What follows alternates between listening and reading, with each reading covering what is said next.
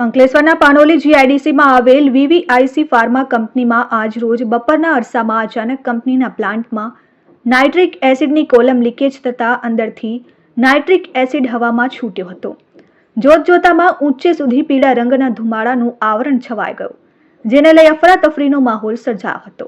ઘટના અંગે કંપનીના સંચાલકોએ પાનોલી ફાયરની ટીમને જાણ કરતા ફાયરનો કાફલો સ્થળ પર દોડી આવ્યો અને ગણતરીના સમયમાં લીકેજ બંધ કરી સ્થિતિ કંટ્રોલમાં લઈ લીધી હતી.